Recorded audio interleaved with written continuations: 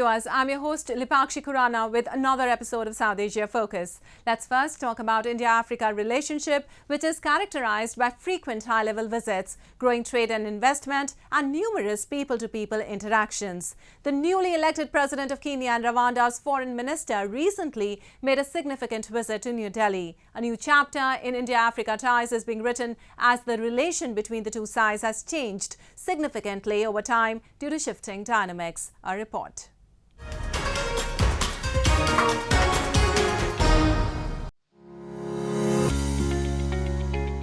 President of Kenya, William Samoei Ruto, arrived in New Delhi on a 3-day visit to India on December 4. Ruto was accorded a ceremonial welcome at the Presidential Palace, where his delegation was greeted by Indian President Draupadi Murmu, Prime Minister Modi and other officials. The Kenyan president also offered respects at the memorial of the country's iconic freedom fighter Mahatma Gandhi. The focus of the visit was on reinforcing bilateral relations in various domains. Ruto held talks with Indian Prime Minister Narendra Modi and said that New Delhi and Nairobi will work together for the benefit of the people of the Global South. India announced a $250 million line of credit to Kenya for modernization of its agriculture sector.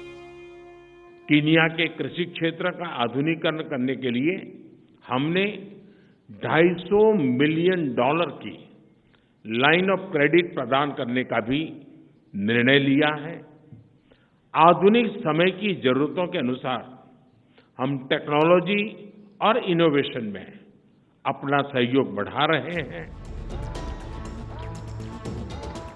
Being victims of terrorism, both Kenya and India are unanimous that the menace is the most serious challenge to humanity. While India has suffered at the hands of Pakistan, Somalia-based groups are posing serious challenges for Kenya.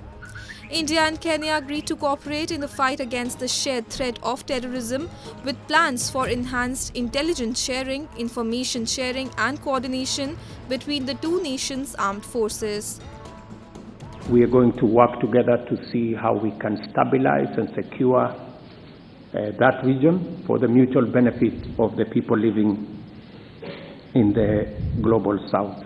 Terrorism is a big issue both for Kenya and India, and we've agreed that our defense forces will work together in collaboration, sharing information, sharing experience, sharing knowledge and intelligence to make sure that we deal with the challenge of terrorism.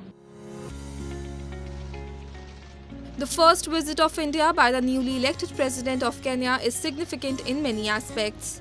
The MOU between the government of India and Kenya shipyards will pave way for Nairobi to receive assistance in expanding its boat building, repair and maintenance capabilities.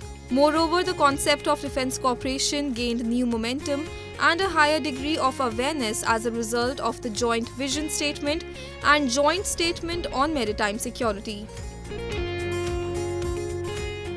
Kenya's integration into India's Sagar and Indo-Pacific policies appears to be progressing with the release of the joint vision statement between the two countries on maritime cooperation in the Indian Ocean region. Kenya and India have a relationship characterized by frequent high-level visits, growing trade and investment, and numerous people-to-people interactions.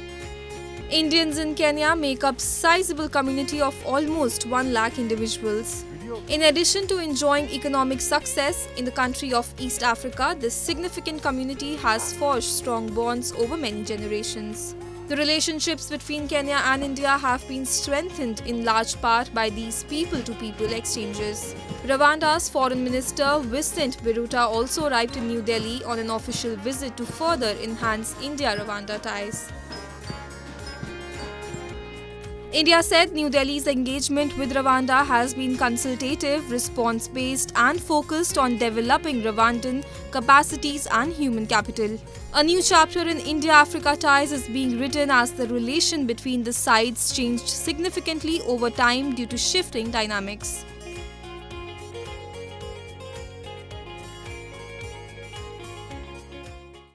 And now let's move to Pakistan's Lahore, which again topped the global pollution ranking with an unhealthy air quality level. Recently, Lahore's air quality was recorded the worst in the world, with the air quality index at a hazardous 400. The second largest city in Pakistan continues to suffer from a smog crisis that has affected the health and livelihood of millions of people. Children in Lahore's hospitals could be seen struggling to breathe. Health officials estimate that in the last month, there has been at least a 50% rise in pediatric patients presenting with respiratory issues exacerbated by poor air quality. A report.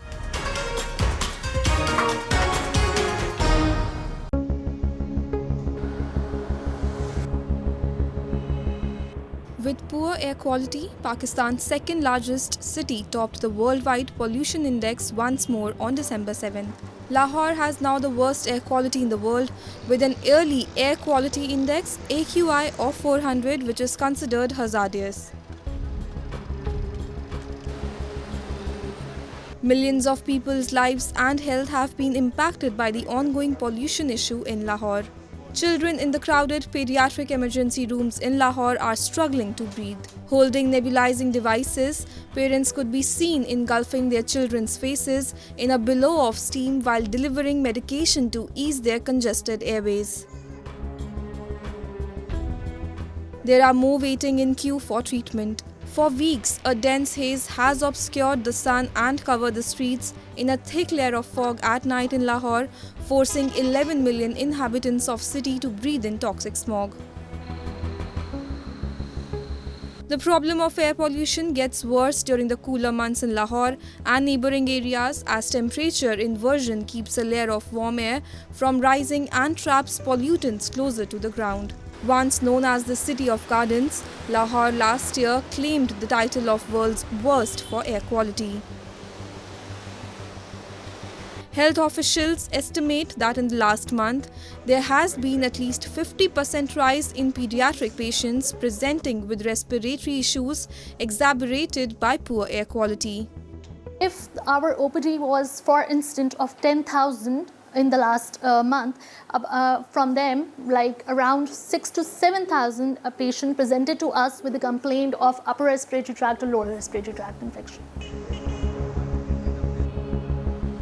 According to the UN Children's Agency, outdoor air pollutant killed 154,000 children under the age of 5 worldwide in 2019. In Pakistan, it is one of the top 5 causes of death among the entire population. Dr. Javed Akram, the Provisional Health Minister, says that hospitals in Lahore are on high alert with extra beds and ventilators reserved for emergency cases. Our pediatric hospitals, they are overwhelmed with burden from the respiratory issues. In any case, the most common cause of infant mortality, obviously we are struggling to have meet sustainable development goals here. The neonatal mortality is mainly driven from gastrointestinal disease and then respiratory disease. Since the beginning of November, there have been 4 partial lockdowns and campaigns to encourage mask use in an attempt to lessen the burden of health services. Authorities identify poor quality fuel used in automobiles, construction and industrial activities, as well as crop burning as the main causes of the poisonous cloud. Farmers in Lahore and adjacent areas generally light fields to clear leftover rice crops to make room for wheat. In order to completely prevent burning without jeopardizing food security, farmers would need to make expensive investments in specialized equipment.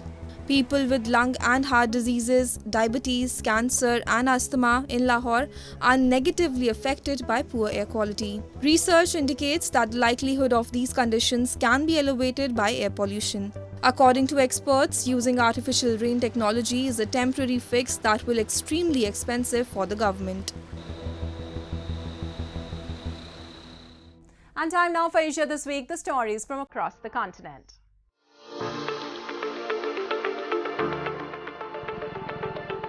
The US military said on December 7 it was grounding its fleet of V-22 Osprey aircraft after a crash last week off the coast of Japan that killed 8 people on board. Critics in Japan have said the Boeing and Bell helicopter developed Osprey is prone to accidents, although US and Japanese governments reject that claim. The latest crash happened during a routine training mission on November 29 off Yakushima Island, about 1040 kilometers southwest of the capital Tokyo. At least 400 multi-purpose Ospreys have been delivered and are mainly used by the US Air Force, Marines and Navy in Japan and elsewhere, according to Boeing. The US Navy aircraft carrier deployed to Japan, the USS Carl Vinson, relies on them to deliver some supplies and personnel.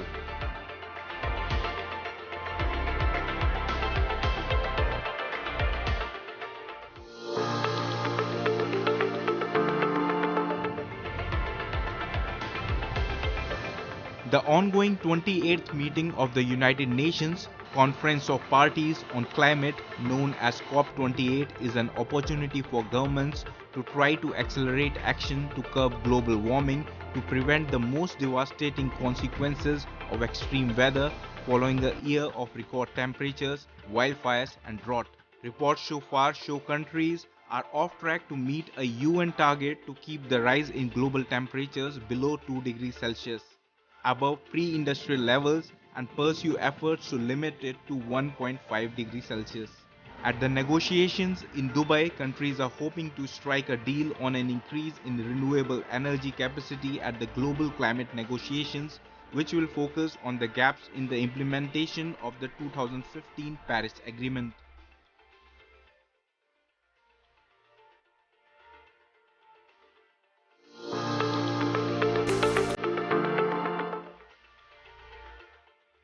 A video released on December 5 showed rescue personnel and ambulances arriving at the site of an apparent explosion in Pakistan's Peshawar city. 4 children aged 7 to 10 and an adult were injured in an explosion in the northwestern Pakistani city of Peshawar early on December 5, hospital and rescue officials said. There was no immediate claim of responsibility for the attack. Peshawar, which straddles the edge of Pakistan's tribal districts bordering Taliban-ruled Afghanistan, is frequently targeted by Islamist militant groups including Islamic State and the Pakistani Taliban.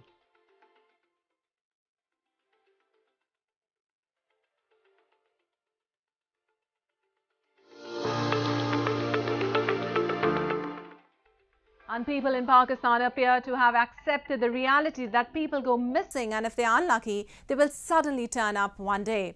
Enforced disappearances is a serious and long-standing issue in the Islamic Republic. Recently, Chief of Pashtun Tahaffuz Movement Manzoor Pashtun was remanded to Islamabad police by an anti-terrorism court on 7-day physical remand in a case registered in Tarnool police station. Manzoor Pashtun was reportedly abducted by Pakistani intelligence services. Supporters of Manzoor Pashtun are saying that the abduction and detention of their leader was yet another effort at pushing Pashtun youth to violence.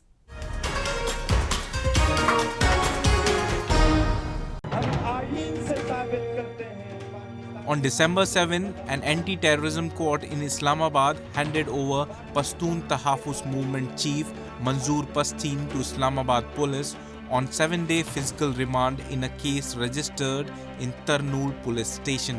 Earlier, Manzoor Pashtun was reportedly abducted by Pakistani intelligence agencies. The incident was reported a day after he was arrested by the police for addressing a protest to demand free cross-border movement with Afghanistan.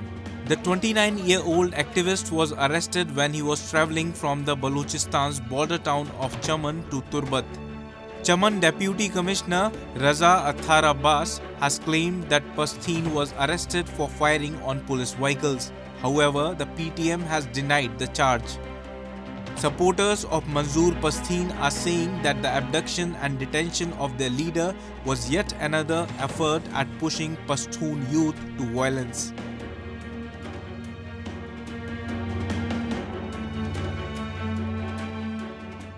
आज जब हमने मशर मंजूर पश्तून ने चमन के धरने में ऐलान किया कि आज हम एक बहुत बड़े जुलूस के साथ अपने बलोच भाइयों के साथ इजहार यकजहती के लिए तुरबत जाएंगे और वहाँ पर उनका जो एहतजाजी धरना बैठा है उसमें शिरकत करेंगे।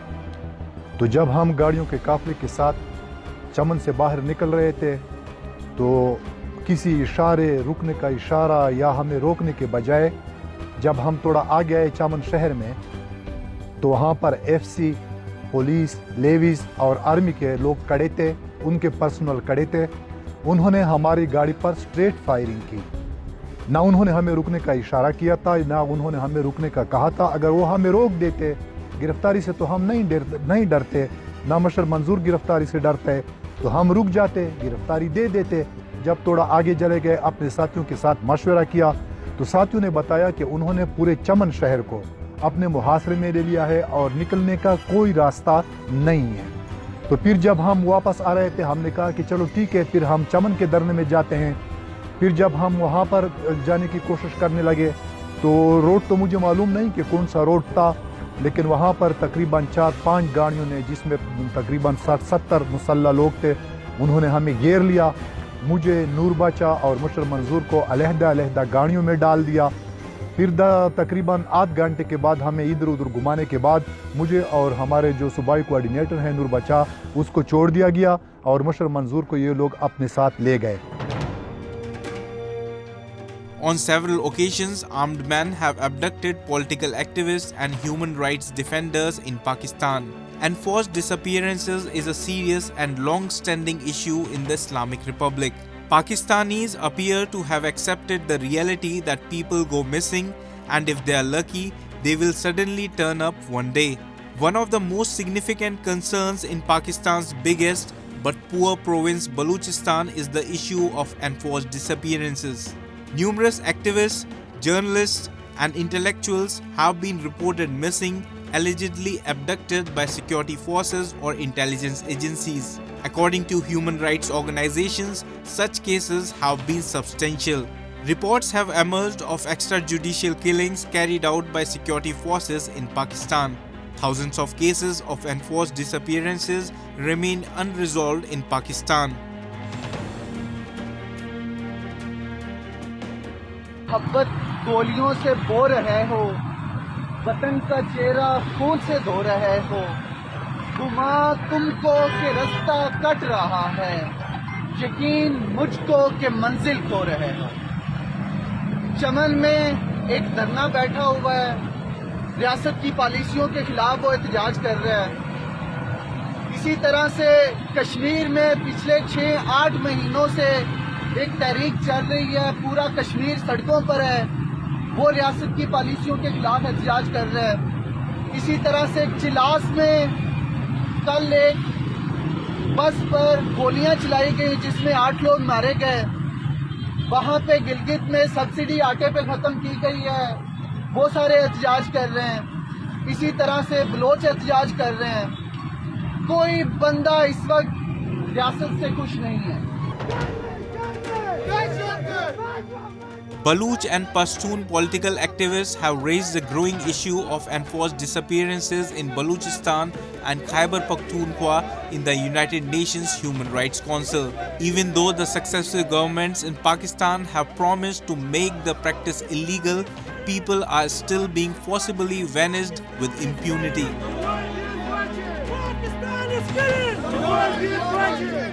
Odisha, the land of ancient temples, vibrant festivals and rich tribal traditions, is a cultural kaleidoscope waiting to be explored. In a bid to promote its coastal beauty and give rise to tourism, a 5-day-long international sand festival was organized by the government, engaging a large sum of people from around the globe. Let's take a look.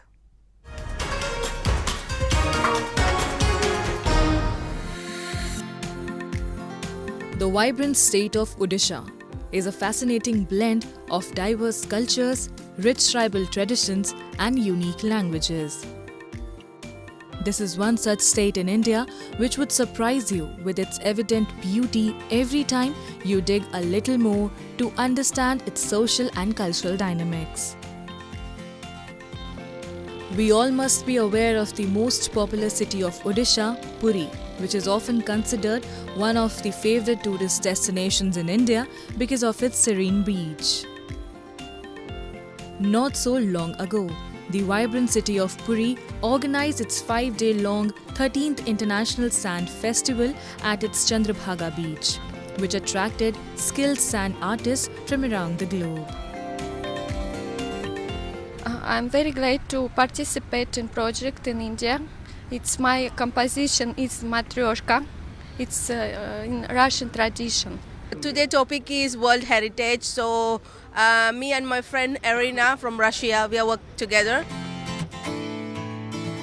This 5-day-long sand festival brought together skilled sand artists from different corners of the globe to showcase their talent in creating intricate and breathtaking sculptures entirely out of sand.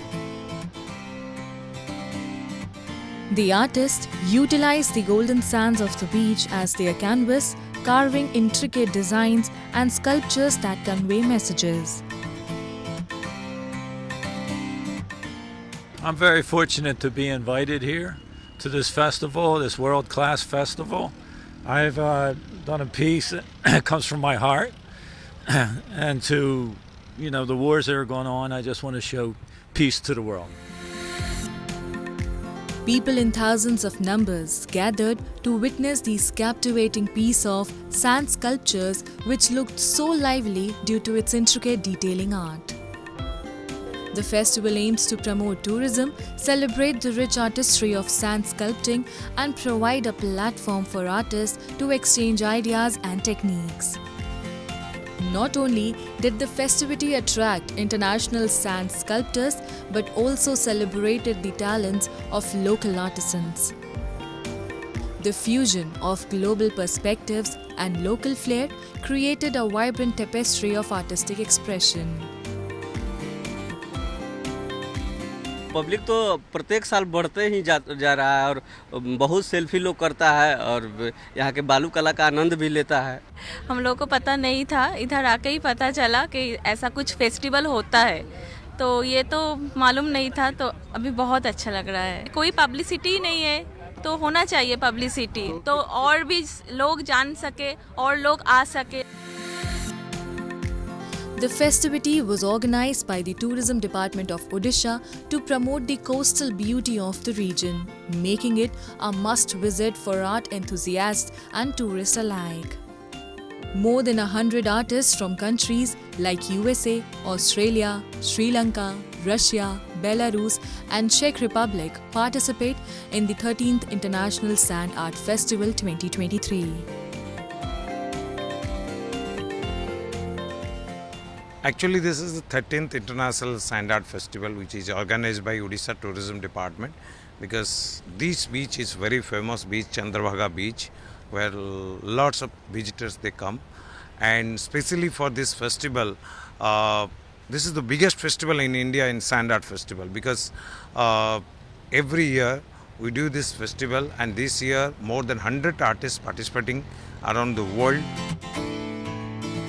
Festivities like these play a vital role in preserving and nurturing states' regional as well as cultural legacies. Owing to this, the Indian government is making concerted efforts to promote its national heritage. Well, the International Sand Festival revolves around diverse themes that reflect the awareness embedded in the artistry. And with that, we come to the end of this week's episode. See you next week. Goodbye and take care.